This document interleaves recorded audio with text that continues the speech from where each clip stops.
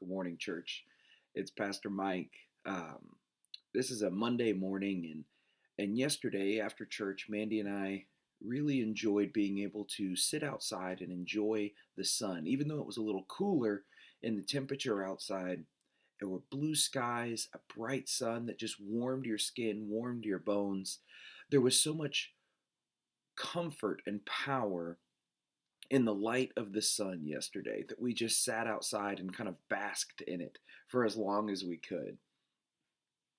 Sometimes when we think about the names that God has been given and the names that God has given Himself, we can so abstract the idea that we lose the concrete nature of why God chose that name.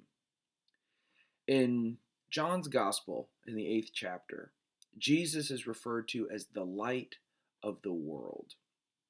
What does it mean to be the light of the world? It's not just something nice that we can crochet on a pillow and say, well, that's who my God is. It means something for us.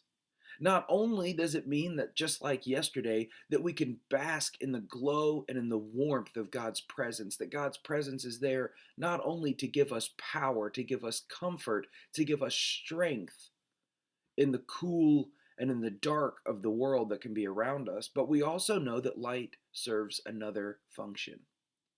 Light helps us to see. Now, what we see can vary and change upon the situation, and sometimes we might even say we might prefer the dark. We don't want to see all the things that go on in the world or all the things that go on in our own lives. Some of those things we prefer to keep hidden, or we don't want to think about, or we don't want to see. But here's the truth of what God promises us, that when Jesus is the light of the world, and when we do our deeds in the light, when we allow the light of God to shine over the good and the bad, the things that are right in our lives and the things that are very wrong.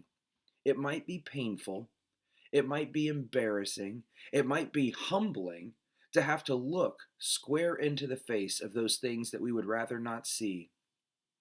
But seeing the problems is the first step to recognizing there is one. And when we see the issues that exist in our life, that gives us the fodder we need to go to God in prayer, to ask not only for forgiveness for where we failed, but for strength to fix it.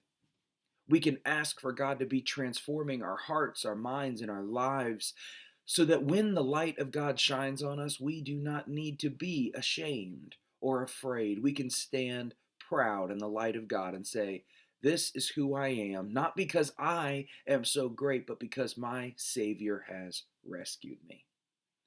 The light of God provides an opportunity for us to respond to the truth of our situation, knowing that the truth of God's salvation is always right there for us. So today and this week, let God's light shine, not just through you, but on you. Take an inventory of who you are and where you are, the things that you are doing and the things that you have done, and ask God to shine a light of His justice, truth, and wisdom on you so that you know who you are being called to be. And my prayer is that God will continue to shine His light on you.